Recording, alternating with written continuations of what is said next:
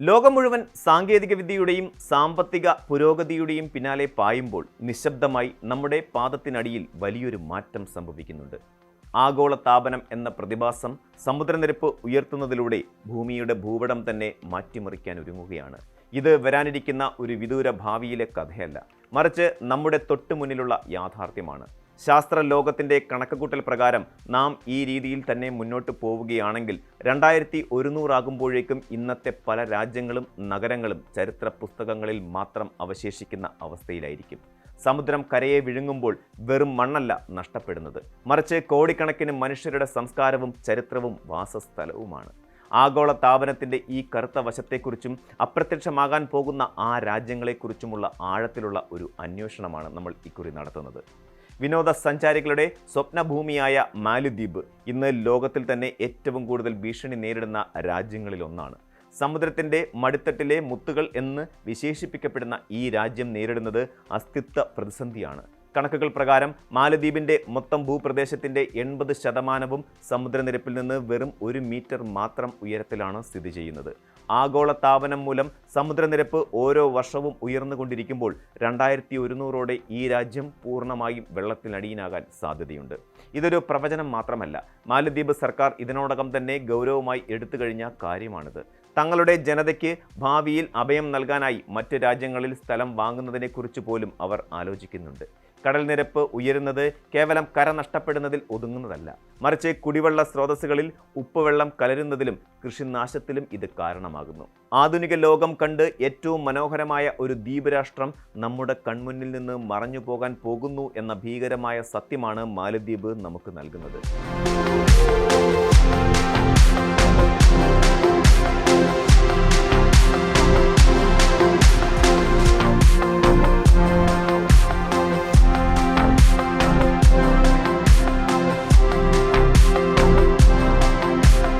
മാലദ്വീപിന് സമാനമായ അവസ്ഥയാണ് പസഫിക് സമുദ്രത്തിലെ ദ്വീപ് രാഷ്ട്രങ്ങളായ തുവാലുവിനും അതുപോലെ കിരിബാത്തിക്കും മാർഷൽ ഐലൻഡിനും പറയാനുള്ളത്.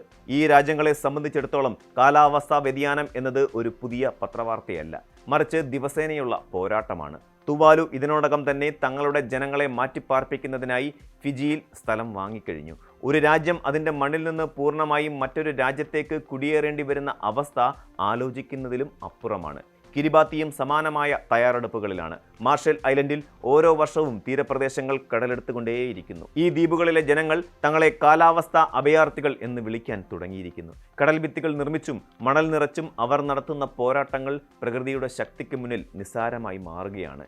ഈ കുഞ്ഞു രാഷ്ട്രങ്ങൾ പുറത്തുവിടുന്ന കാർബൺ മലിനീകരണം ലോകത്തെ മൊത്തം കണക്കനുസരിച്ച് നോക്കിയാൽ വളരെ കുറവാണ്. എങ്കിലും വികസിത രാജ്യങ്ങൾ വരുത്തിവെക്കുന്ന വിനയുടെ ആദ്യ ഇരകളായി ഇവർ മാറുന്നു എന്നത് ആഗോള രാഷ്ട്രീയത്തിലെ അനീതിയെക്കുറിച്ച് തുറന്നു കാട്ടുകയാണ്. ദ്വീപ് രാഷ്ട്രങ്ങളിൽ നിന്ന് വ്യത്യസ്തമായി ദശലക്ഷക്കണക്കിന് ജനങ്ങൾ തിങ്ങിപ്പാർക്കുന്ന ബംഗ്ലാദേശിൻ്റെ അവസ്ഥ ഇതിലും ഭീകരമാണ്. സമുദ്രനിരപ്പ് 1 മീറ്റർ ഉയർന്നാൽ പോലും ബംഗ്ലാദേശിലെ മൊത്തം വിസ്തൃതിയുടെ 17% ഭാഗം കടലിനടിയിലാകും എന്നാണ് പഠനങ്ങൾ സൂചിപ്പിക്കുന്നത്. ഇത് കേവലം ഭൂപടത്തിലെ മാറ്റമല്ല, മറിച്ച് ഏകദേശം 2 കോടിയിലധികം മനുഷ്യർ സ്വന്തം വീടും തൊഴിലും ഉപേക്ഷിച്ച് അഭയാർത്ഥികളായി മാറേണ്ടി വരും എന്നതാണ് ഇതിൻ്റെ ആഘാതം. ലോകം ഇന്ന് വരെ കണ്ടിട്ടുള്ളതിൽ വെച്ച് ഏറ്റവും വലിയ പലായനമായിരിക്കും ഇത് സംഭവിക്കുക. തീരപ്രദേശങ്ങളിലെ കൃഷിഭൂമിയിൽ ഉപ്പുവെള്ളം കയറുന്നതോടെ രാജ്യം വലിയൊരു ഭക്ഷ്യപ്രതിസന്ധിയിലേക്ക് നീങ്ങും. ബംഗ്ലാദേശ് നേരിടുന്ന ഈ വെല്ലുവിളി അയൽരാജ്യമായ ഇന്ത്യയെയും ബാധിക്കും എന്നതിൽ തർക്കമില്ല. അതിർത്തി കടന്നുള്ള കുടിയേറ്റവും സാമൂഹികമായ അസ്വസ്ഥതകളും ഇതിൻ്റെ ഭാഗമായി ഉണ്ടായേക്കാം. പ്രകൃതിക്ഷോഭങ്ങളെ നേരിടാൻ ബംഗ്ലാദേശ് വലിയ ശ്രമങ്ങൾ നടത്തുന്നുണ്ടെങ്കിലും ഉയരുന്ന കടലിനെ തടഞ്ഞു നിർത്താൻ അവർക്ക് മാത്രമായി കഴിയില്ല. കാലാവസ്ഥാ വ്യതിയാനം ദരിദ്ര രാജ്യങ്ങളെ മാത്രമല്ല സമ്പന്നമായ യൂറോപ്യൻ രാജ്യങ്ങളെയും ബാധിക്കുന്നുണ്ട് എന്നതിന് തെളിവാണ് നെതർലൻഡ്സും വെനീസും.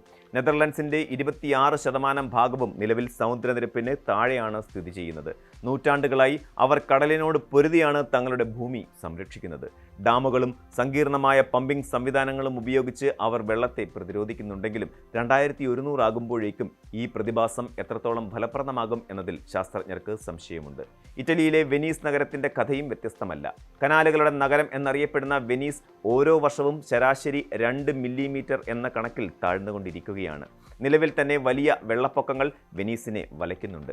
നഗരത്തെ സംരക്ഷിക്കാനായി ബില്യൺ കണക്കിന് ഡോളർ ചെലവഴിച്ച് നിർമ്മിച്ച മോസസ് പ്രോജക്റ്റ് പോലെയുള്ള സംവിധാനങ്ങൾ എത്ര കാലം പ്രകൃതിയെ പിടിച്ചു നിർത്തും എന്നത് ചോദ്യചിഹ്നമാണ്.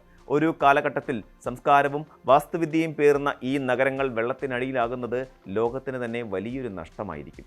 വികസിത രാജ്യമായ അമേരിക്കയിലെ ഫ്ലോറിഡ സംസ്ഥാനത്തുള്ള മിയാമി നഗരം നേരിടുന്നത് തികച്ചും വ്യത്യസ്തമായ ഒരു പ്രതിസന്ധിയാണ്.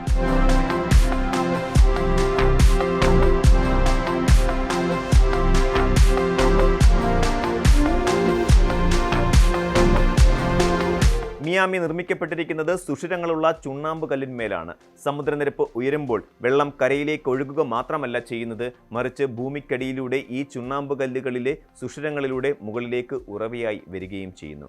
അതുകൊണ്ട് തന്നെ വലിയ കടൽഭിത്തികൾ നിർമ്മിച്ചുകൊണ്ട് മാത്രം മിയാമിയെ രക്ഷിക്കാൻ കഴിയില്ല.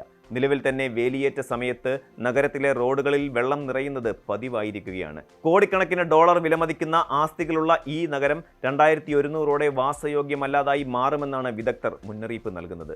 സാങ്കേതിക വിദ്യ കൊണ്ട് മാത്രം പരിഹരിക്കാൻ കഴിയാത്ത ഈ ഭൗമ പ്രതിസന്ധി മനുഷ്യന്റെ അഹങ്കാരത്തിനേറ്റ തിരിച്ചടി കൂടിയാണ്.